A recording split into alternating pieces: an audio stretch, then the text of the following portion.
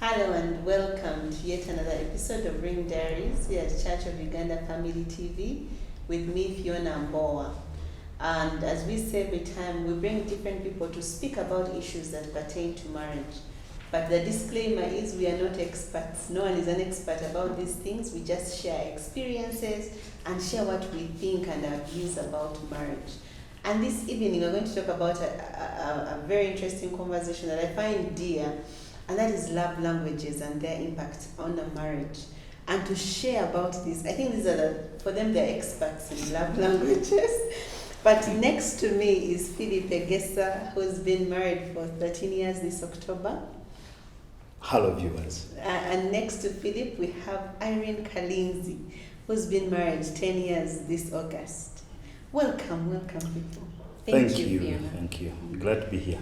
Okay, so we're going to talk about love languages because it's a topic that I feel a few know about them, and even the ones who know about them, I think we're not practicing them. Mm-hmm. Do you think, what are love languages for starters, Irene? Love languages are a way of expression of love towards your spouse or towards your child or towards somebody you love. So it's an expression, how you express. And usually talking about love languages, they are practical. Okay. They are more practical, yes. So it is the way you express love or the way you want to feel loved. Mm-hmm. I don't know, Philip, Yeah, what do you think? it has both. It has the way you actually express yourself to your spouse or the way you receive from your spouse. Because it has ways. There's when I'm trying to show love by behaving in a certain way. Okay. But also there's a way when you behave in a certain way towards me, then I am loved. Yeah. So it has both ways. So these 5 love languages, okay, I'm told there are 5 love languages, and that is what we read about. Yeah. I don't know, I think for the sake of our viewers, we can just briefly go through them so that they understand what we're talking about. Because as I've said, there are people who really have no idea about what love languages are. Yeah. So I think, Irene, you can tell us 2, and then Philip tells us the others. All right. Okay, now Dr. Gary Chapman wrote a book, The 5 Love Languages, and one of them is quality time. Okay. That's giving time to someone, intentional, undivided attention. No phone, nothing. No phone, just yes. sit and look at You us. listen, yes. Okay. The second one is words of affirmation.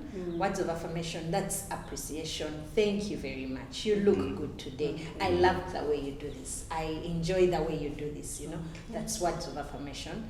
Then I can talk about the third one. Yes, it's Okay, I'll do 3, he does 2. the third one is gifts. Yeah. Oh, ladies, we love gifts. Okay. Gifts. Especially money gifts. Oh, Yeah, yes, that money. one.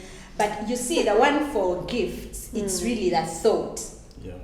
It's really the thought. It could be something small. It could Yeah. be Mr. Egesa could go back home with a small tin of ice cream, even if it cost him 5,000 shillings.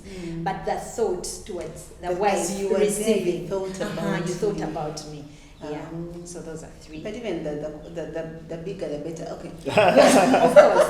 Yes. Yeah. And then probably the other 2 is touch.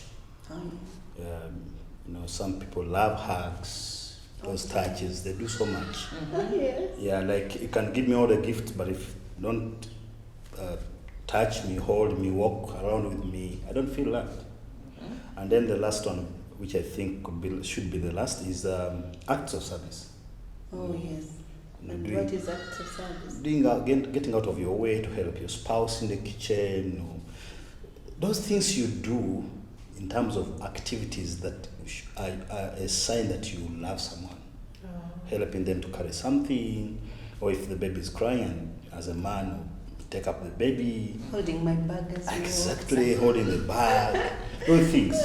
Yeah. So it's interesting that everyone, can someone just have all the 5? Because the ones, everyone you're hitting on, I want.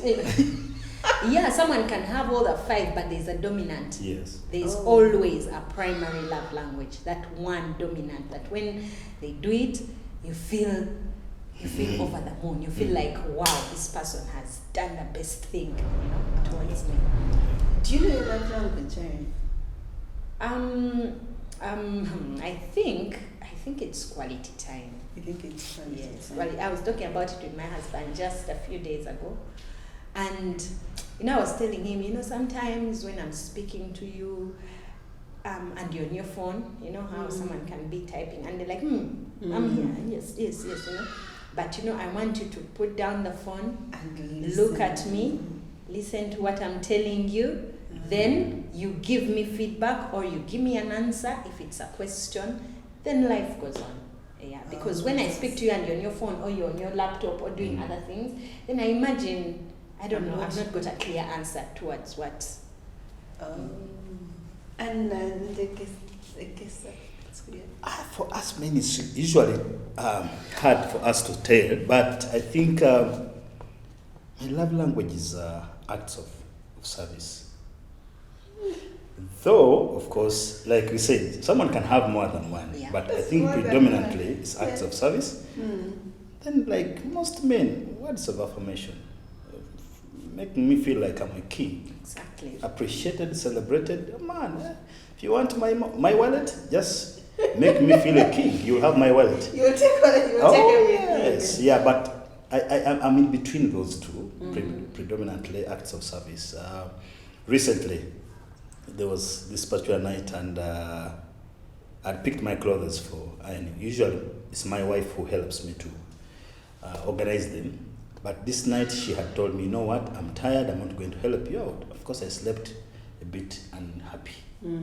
But then she woke up, because she wakes up so early, so she woke up and did it without me knowing. So when I woke up, my mind had set, I'm going to organize. I'm going to wake up and iron. So I wake up and with sleepy eyes, I'm looking, I'm like, oh, the shirt is there, the trouser is there. She has done it. I was so happy. Wow. So that is what these love languages actually do. Yes. Do we know our spouse's love language? Because the way you're saying it, if I did that and my husband would be that happy, I think I would do it often. Yeah. So do we know our spouse's love languages? Or is it important to actually know our spouse's love language? Yes, it's very, very important to know our spouse's love languages, because that brings me to something called the love tank. Okay. Now, the love tank. There's even a love tank. Oh yes, there's a love tank, and we have to constantly fill our spouse's love tank. Yeah. Okay. Why? Because this is a place whereby if this love tank is constantly filled, The tank. yes, the tank, yes, Yeah. Like tank of water tank. Chidomola, Duramu, tank. Yeah. if you constantly feel, when your husband does something, you're always affirming him, you're always, you're feeling. So a time comes for withdrawal, Even if anything else happens anywhere, you will know that at least my wife. Oh. Yes, at least my wife. There's always, instead of having an empty thing, even the person who you thought would be loving you in a certain way is not doing anything about it. Yeah. And so many marriages are flourishing because they are feeling their love tanks. Others do not know about these love languages, so they are. Even me, I'm just hearing the love tank. So what I'm trying to understand is, if my love language is maybe touch, and every time you touch me, I keep feeling that tank. Yeah. That one day when you do something wrong, I'm like, it's okay. Yeah. I can. Wow. Why don't we do these things? And for me, of course, asking whether it is important for us to know our spouse's love languages, like we're calling it a language, it's a way of communicating to each other. Okay. And you need to know, because you can be speaking Chinese when the guy is in Uganda. And for you, from your ends, you're actually speaking. Yeah. You're scoring yourself. You're scoring yourself. And that's why I find some spouses complaining, especially men, I've done all things, and I feel like she does not appreciate. And then the lady is also saying the same thing. I've done everything that a woman is supposed to do, but I feel like my husband doesn't. It's just, you could actually be speaking or communicating, but the language is not what they understand. Received. Yeah, I think for me that's the place. So usually when you do not know the love language of your spouse, that's where issues come from. And it's not because any of you is wrong. Yes. Just that you're communicating from different frequencies. So for me, I want a gift and you keep touching me and you just irritate Oh, yes. me. Oh, interesting. So we need to know our spouse's love. Yeah. Yes. How do you know that? Also, just talking about, they used to say, marriage is work, marriage is work, marriage is work. But when I thought about this thing of love languages, this is actually work. Because to get to know your spouse's love language, you need to put in the effort. Yeah. Okay. You need to put in the effort. How do you put in the effort? Find out, we're talking about recently, find out from their siblings, the people they grew up with, what is it that they enjoy. You know, he was giving an example of his wife. You know, when they're at home, she's not talking a lot. But when she meets with her siblings, to get her out of that environment that shows that she actually needs someone to listen to her and talk to her. She needs time, and that is a point whereby you take time and find out. What speaks to yes, this yes. What makes this when you talk to their siblings and their people and their friends, they'll be this person loves this and this and this. That's a point for you to note. Or on their birthday, what the siblings or good friends bring in, You need or to how they actually treat her on her special days. That will reveal to you something. Yeah. Because you may throw a party and the person actually does not like party. And then she will be wondering, "God, that flower has died." Should have remained in that flower. And for you feel like You feel I have done everything I need yes, to. and that's why it's usually important. Let's not try to copy. It's usually good to but as you learn from other places, learn your spouse and customize your love language to what she actually wants or what she understands as love. There are women who, even if you did all kinds of shopping and you have not given them quality time, You are wasting time. I can tell you I was a victim of this for a long time until I was pastoring, I was working 24/7, and then I was covering up all that space by buying stuff, blah, blah, blah. Until at some point I had to put everything to hold, and I put up a schedule. Every Saturday, I must have a date with my wife. The beginning of it was not, from about 2017, 18 there.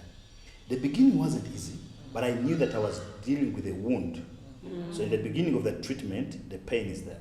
As you wash the wound, it even pains more. So I had to, every Saturday, I would get 1 or 2 hours, we sit together and talk. Even if we have nothing to talk, but for her. It would speak. And over time, that brought a lot of healing in our marriage. So for me, I think that is key. So the other bit, like she said, get to know from the known environments, the siblings, the good friends, old friends, they will tell you, they will give you signals. The other obvious thing is ask. What is so hard to ask? I can ask you, how do you want? Be a friend and say, man, I feel like I'm hitting offside, Tell me what excites me. Just try. It's one of those ways. And then the other thing also, get to know what excites your spouse. I need to. Get to know what excites your spouse. You realize that when you bring a flower, nada. You bring a phone, no. You try to sit there to have a conversation with her, nothing. And then when you touch her shoulder, or you give her a hug, See her melting. oh, yeah, that's a sign for you. That's a sign for you that this is the thing. And then the other bit also, which is common, give attention to the things that your spouse, especially in the beginning years of your marriage, give attention to the things that they're always complaining about. Tompa budde. It's a sign that this is what they want. You don't buy me. When was the last time you bought me a gift? That's a sign. Exactly. And so many other areas. So for me, those are the things that probably can show. This is interesting, and I hope someone there is actually watching and learning, picking a leaf, because I'm thinking if we knew all this, wouldn't be struggling with marriage. Because I would know that if I've hurt you in any way, I'll just come and buy you a gift and we are sorted. But don't these love languages change over time? Are they set in stone? Now, about love languages being changing over time.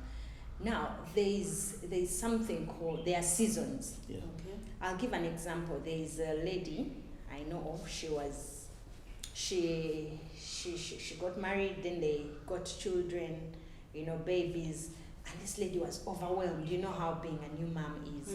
She was overwhelmed, and the husband stepped in. And okay, before she loved gifts. When they were dating, she would, they should get all these gifts. Her husband would give her that gifts, and she would be so excited. But her time reached when she still loved the gifts, but seasons had changed. She had a little one, so she needed help, acts of service. So the husband stepped in to clean the bottles, to change that baby's diaper, so she could have a nap, and then the husband would carry the child. So she felt loved that way.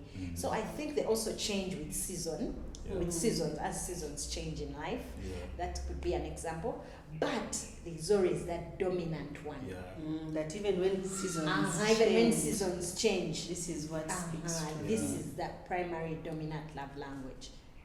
An example, someone could probably be going through a moment, either from their place of work or family issues back home where they come from. Or they're just hurting. And that particular time, it's not about the gifts. It's about the time. I think that's probably how. Just to sit with this person is far better than you buying an iPhone 14 Max Pro. So we need to be able to read even the time. To read the seasons. What does my spouse need? But there's a predominant. There's this dominant one. Why don't we know about these things? Honestly, the way you're making it seem, we would not even have marriage counseling. Why don't we know about love languages? Why don't we know about love languages? Maybe the question would be, how did I get to know about How did you get to know about love languages? How did I get to know about love? Now, when I was getting married, I was gifted that book, The 5 Love Languages by Dr. Gary Chapman. I was gifted the book. So I that's how I got to know about love languages. And also being in fellowships, I belong to quite a number of marriage fellowships, and this topic always comes up. So we keep discussing this topic. So I would encourage you to get involved, to get into a marriage fellowship. When you keep talking to people in the marriage space, interacting with people with the same values that you have, you'll get to know about these things. In others, people should also explore, reach out, interact. I think for me, I remember when I was getting married, my best man said a statement which stuck with me for some time. He said that in marriage, always be interested and stay interesting. Be interested and stay interesting. Now plays both sides. Be interested, but also stay interesting. Both you are making her comfortable, but you should also be in a place where she finds you interesting to be with. In other words, you get my point. Be interested. Get out of your way to learn something, but also you also put yourself in a place where you are keep interesting. Like someone needs to also know. Yes. So, but many of us learn by luck, by chance along the way. Like I told you, when I was going through that time when I would think I was loving my wife by buying stuff and here and there, but still there was a lot of complaint. All being a Musumba, being a pastor. Even when I've just had issues with your wife, when you appear on the pulpit to preach, you must look like a man of God whose everything is in place. And that would hurt her the more. You look happy up there, you're okay. But here, things are... So until when I tried out, I said, no, I need to find out what exactly is going on with this woman. So when I tried out going out, sitting down with her, then I discovered something. She always wanted my time. She felt yes, at that time she felt like she was competing with church.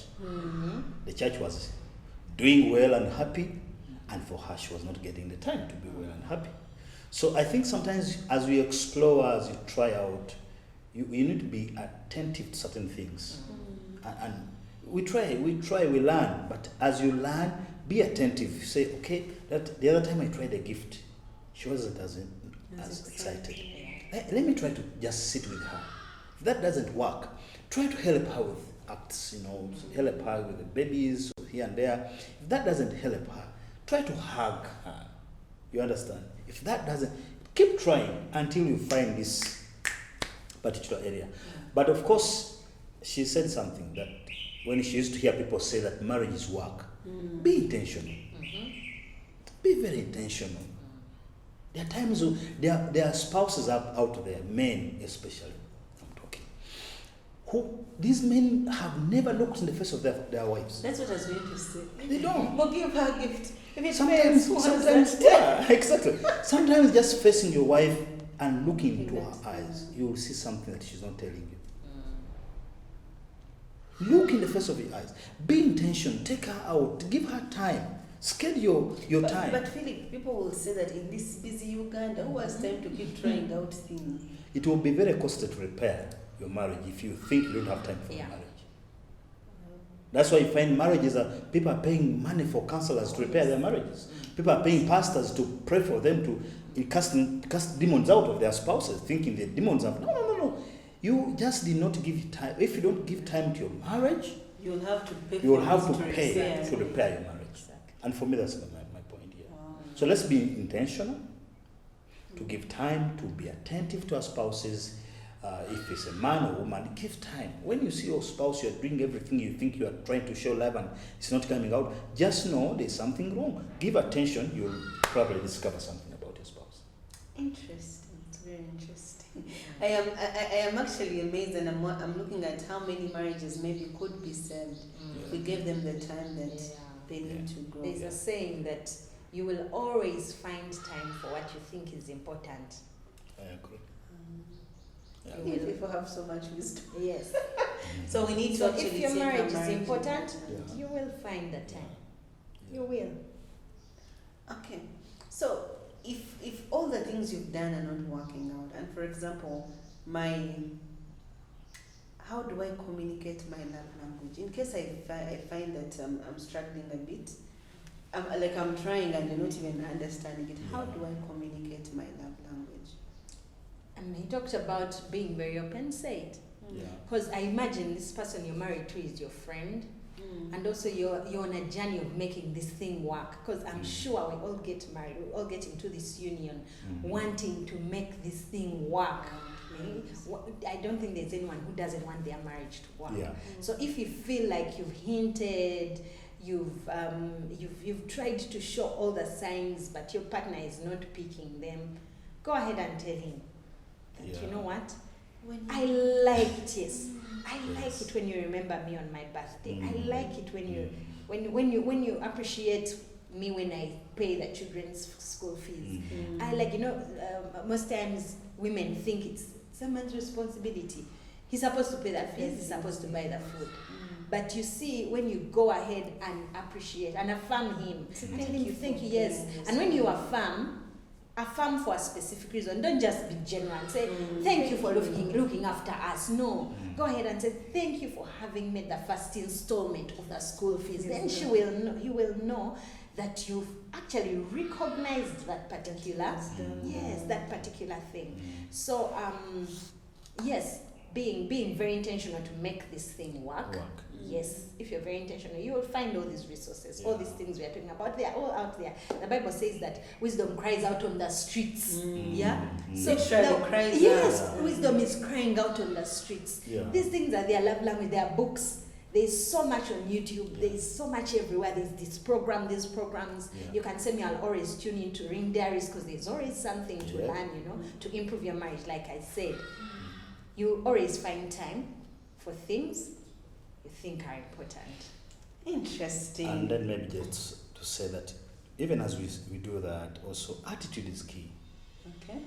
If you are doing research on your spouse with the wrong attitude or intention, probably chances are that you never probably find that thing. Because usually when someone can question or mistrust your attitude, they will never open up to you. If, for example, your intention is just to feel like it's about you to win, it's not about actually knowing me, it's about It's not for me, it is for you, I will never open up. I don't know if that makes sense. For example, if why I want to know your love language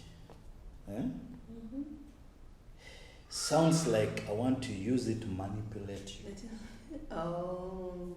Then I will But I can do whatever I want as long as it's as good as you finding a workmate who is not your spouse, your husband or wife, and they're trying so hard to know your love. Why do you want to know my love language? To love you better. So a number of times when someone can't trust you, they can't open up to you, and you will never know. And that's why it comes to a place where you need, even as you on this adventure of knowing each other in terms of love language, be real, be honest with each other. If you ask me from a place of I am defeated, help me, in a genuine way, I'll open up to you.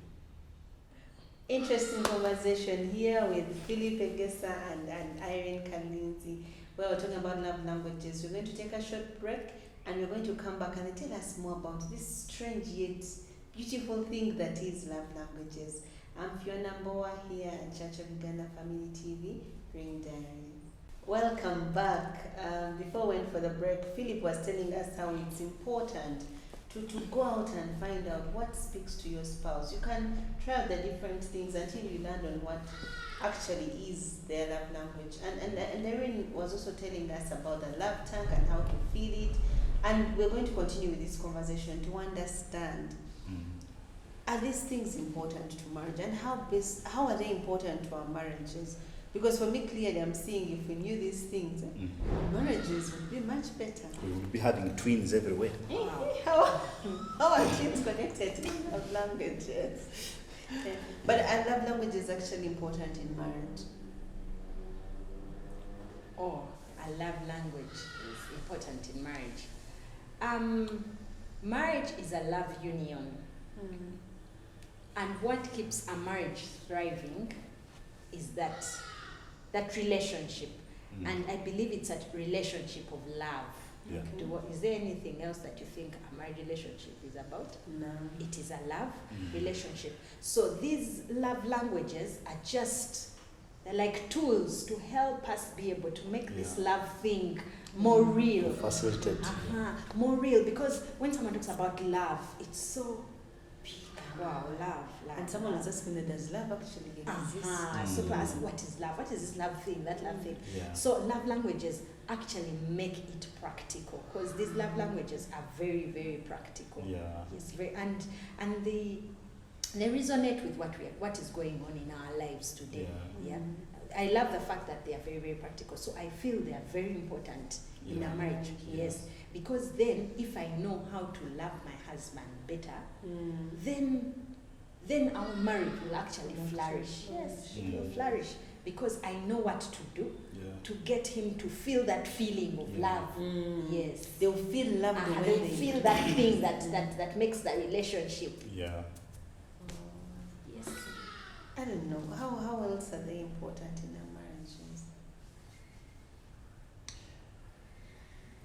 Just assume you are in a room with, like I said in the beginning, with someone whose language you don't understand. And you're trying to communicate with each other. Trust me, things will go There wrong. won't be communication. And for me, failure to know each other's love language has been the source of most of the conflicts.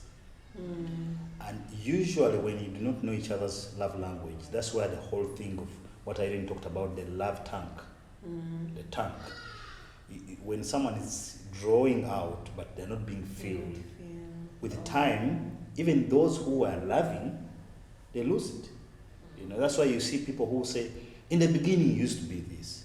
I think at some point because love languages help us to feel each other, to restock, you know. So the more I get to know my spouse's love language, the more I do what actually excites them, most times it will give them enough power to give back to me what excites me. So, because when I'm communicating love, not as I understand, but as they understand, then it is what I'm sowing as a seed, and I will reap love back. Okay. So that's why you see that if I am trying to communicate the love language to you, and I don't feel like I am being loved back, with the time I'll either stop or complain. So usually the point I'm making is that when you love each other in the language that you understand for each other, conflicts are minimized. Most of the things like financial issues, name them, those areas of concerns and conflicts, they come from a place of not knowing how to love each other. Love covers a multitude of sins, the Bible says. So usually when people feel loved, They forget. And it's easy to forget. Yes. Let me tell you. Usually, an issue will not be resolved in my house between me and my spouse until I give her time. However big an issue is, just get time, Sit down. put away the kids, be you and her, face it, and usually men fear silence. That's why usually they can not a mistake, but they don't want to be alone with you for you to bring it on. So they will beat around the bush, try to gather kids around you so that you don't. But when you are able to, when I get time and I set her aside, she'll bring on all her issues. But what is helping me resolve it is not because she's telling me, it's just because I'm now giving her time. And giving her time, I am speaking that I love you. So failure to know that love language will keep this whole fight going on. So most of the issues that come up in terms of conflicts, all these things, it's just because men or women do not understand each other in terms of their love language. Okay, so we've talked about the 5 love languages. Someone will say, isn't there another love language? Like money. Money should be a love language of its own. Like, honest. And there are people who these 5 do not speak to them, but there's something else that speaks to them. Or for starters, shouldn't money be a love language? Money. I think money, you're talking about money. Let's think of money. I think if we generalize marriage and love, if you go to the European countries and the Western countries, I think money is not an issue to them. Like money is really an issue here in Africa. That's why it comes up so many times. So I'm thinking, if money in itself cannot be a love language because it's not. I don't think it's a very big. Should I call it a contributing factor to a flourishing marriage? Okay. You can have all the money in the world and still have a broken marriage. You can have a husband, like if you have a wife who loves quality time, but your husband, you're an absentee husband, you're always traveling to make money, always all over the world and all, but her love language is quality time. So even if you bring her even if you bring her sacks of money, you see, it will not save your marriage. So money is important, but money is not. We shouldn't make it love language. It can't be. It actually cannot be done qualified. For me, I feel like it's a facilitator. Of the rest of the things. Of the 5. Yeah, because there are some acts of service you'll never do without money. Even the gifts. Gifts, you probably may never be able to afford what you want to give as a gift without money. So for me, it's just a facilitator. But don't you think there are other possible love languages? I don't know. Are they just the 5, or they can be another contributor? When you read the book by Chapman, The 5 Love Languages, there was, of course, that part of that argument where he was trying to say, okay, but he bases his research from his counseling experience. And he said that even those that probably would want to argue that there should be more, you'll find that in their explanation, all those so-called other languages fall into the 5. Come back to the 5. They all fit into the 5. They all fit into the 5. So the 5 are able to encompass. Yes, and also if you look at God, most of the things the things he uses to show us love fit in the 5 love languages. That's which one? Like quality time. If you want to have a relationship with God, you've got to actually give it time. Give his word time. Give his word time. Be in his word. Trust me, that relationship will grow. Gifts. Yes, God. Giving unto God by giving to the poor. Generosity. Generosity. Yeah. Okay. Generosity. What You're was the speaking other one? the love language. Touch. Touch. Let me call it the Holy Spirit. I think acknowledging the presence of the Holy Spirit, Yeah. because I think it's a very big thing to God to acknowledge His presence. Yeah. And I would imagine that falls in touch. Yeah. Okay. And words of affirmation. Words of affirmation is Yeah, praise. that one. Praise. Yeah, it's worship. praise, because through praise, Yeah. so many things happen. Yeah. And acts of service. Acts of service. Okay. Yes. So, Okay, you have Yeah. clearly finished all the facts. Someone hasn't understood. You say, yeah. So acts of service, tell us. No, of course it says when you take care of the poor, Yeah, you're taking you care are of doing me. it for Exactly. me. Exactly. When So you lend sorry. to the poor, you yeah. when you So- give to the poor, you lend to me. So clearly even God Yeah. expresses himself in those five. In those five love. Yes. That's how important they are to us, and I think it is important to be able to find out what our spouse is. Yeah. So before we talked about a love tank, and I think for the sake of our viewers, I just want us to explain a little bit about this love tank. Yeah. You talked about feeling that every time you do something, you're adding to the love tank. Can you just explain it a little bit more? It confused me a bit.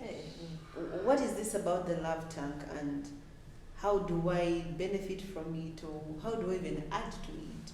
But for some of us who didn't know there were tanks even involved in love. Yeah. Now, for the love tank, like it's called the love tank, so it Yeah. has to be filled with love, Love. with love. Yeah. And we've talked about these 5 love languages. So you identify your partner's love language. Whenever you do something that person, whenever you speak that person's language, you're depositing. You are depositing. You are depositing. And like you said, the more times come for withdrawal. Yeah, times come for withdrawal. Yeah. When the whole world, like words of affirmation, men love to be affirmed. When the whole world, when the whole world feels like they are not the best, he remembers that my wife constantly tells me that I am the best. Yes. Now imagine you do not tell him that he's the best, or you do not keep affirming, you do not keep saying those good things to him. And remember, the world outside there is just crashing, Yes. screwing, yes. But you see, he will always come back and know that there is. He withdraws even when the environment is saying otherwise. There's always that, yes. point. You go back to your love tank and know Yeah. that, Someone thinks I'm the best, Yeah. regardless of what they yes. So it always gives you a fallback position of, even if everything goes back, at least I know. Even if for the ladies who love gifts, even if nobody else gives me a present, at least I know my husband will remember me on my birthday. Because that's what speaks then to lo me. and behold, he forgets. He forgets. Then there He'll have crushed you. Exactly, he'll have crushed you. But you see, if he has been doing it over time, even when he forgets, You're like, You're last like- year I didn't get you're that. like, I know I know. that this is maybe something happened, but at least you have that The comfort, confidence. yes, and the confidence Mm. that this person understands me. Yeah. So that's the withdrawal comes in those times, those times of crisis, Yeah. those times of. Yeah. Okay. I hope it has made some sense. Yes, it Yeah. has.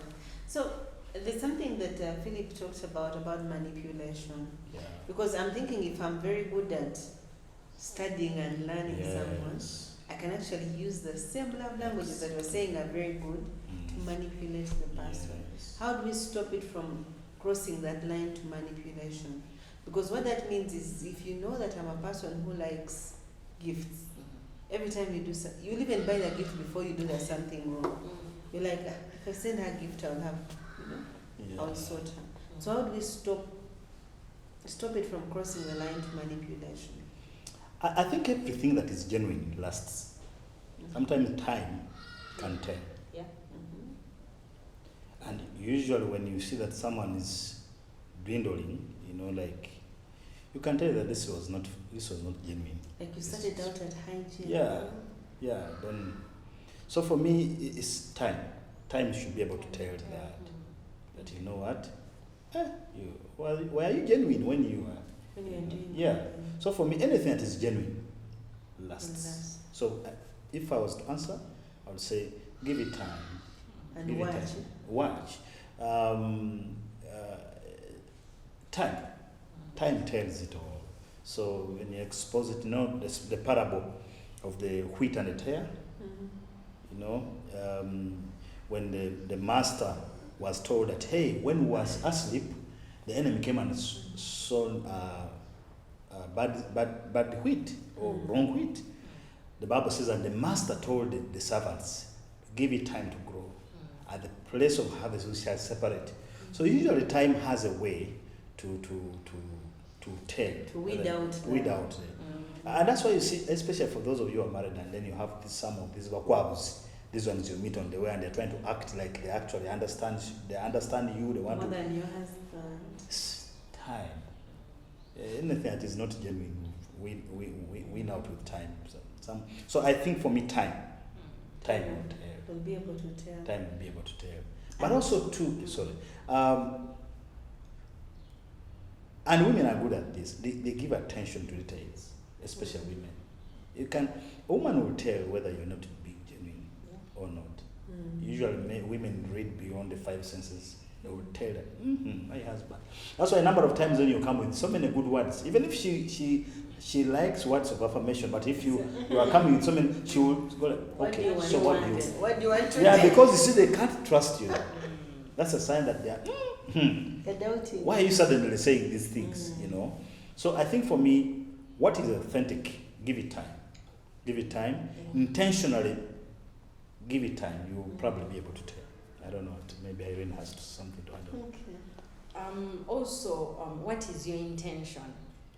Like, do you want your marriage to? Are you looking at having your marriage work, or you want something else?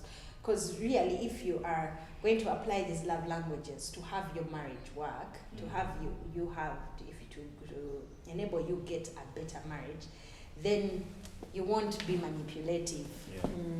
Because it's at the end of the day, what do you want? What do you want from your marriage? Because people who actually apply these things, who are serious with finding out these love languages, doing your best to see how you identify your partner and be able to deliver this love language. Usually, you want your marriage to work.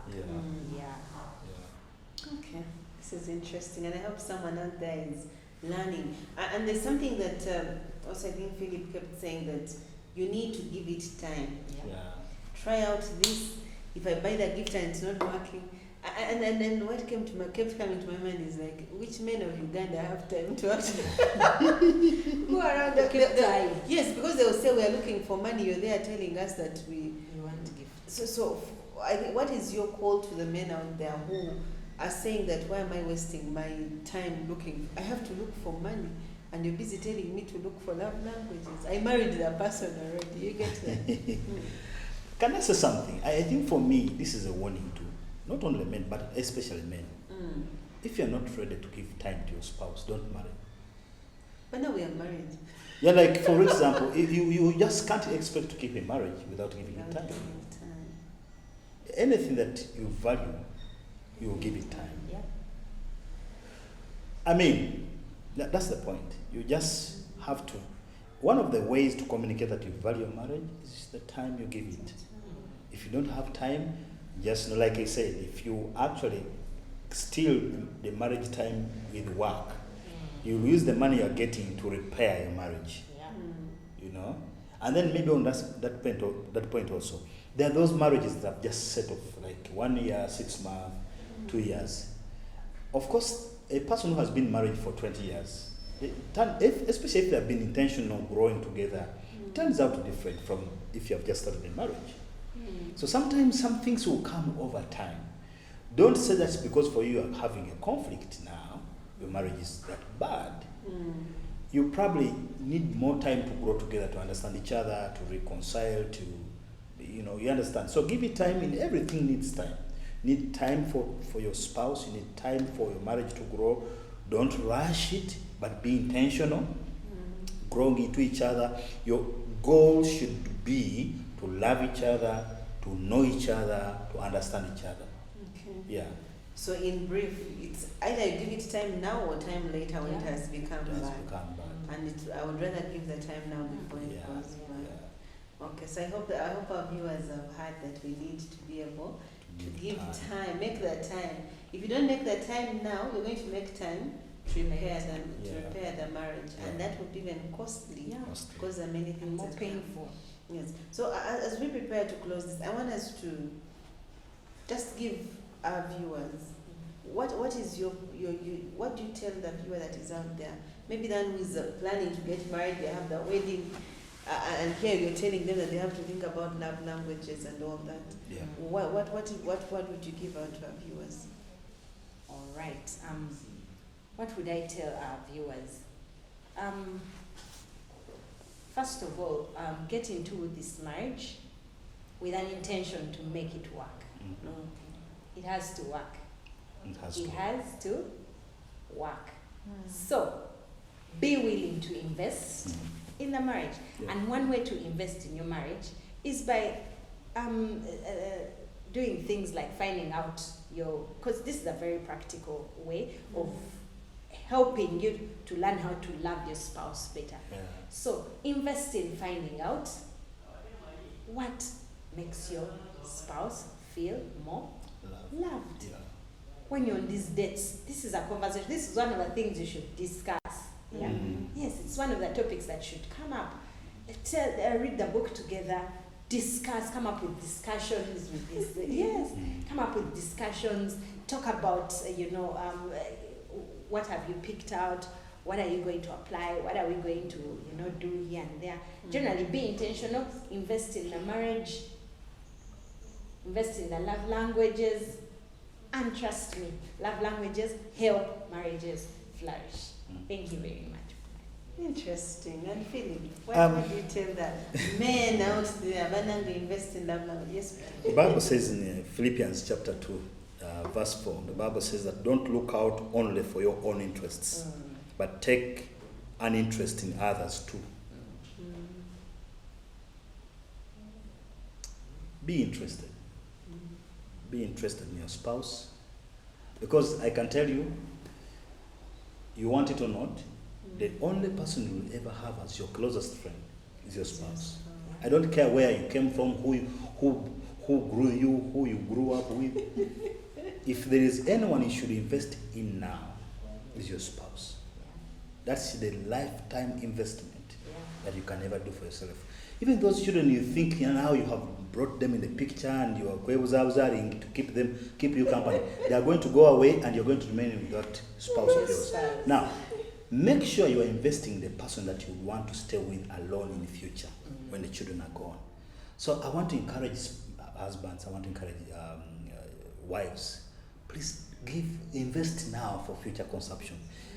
Build a relationship with your spouse, a relationship that will be comfortable with in 8 years from now, or 100 years when all of you are old and they're able to say, "Oh no, fanai." Yeah. Wow. Invest in your spouse.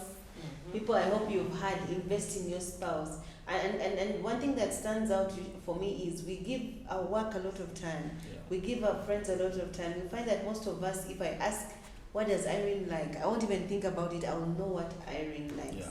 Yet the person I'm with at home, I'm actually I don't know what their love language is. So go give it time. Try it out. Ask them, as we've had here, ask them what speaks to you.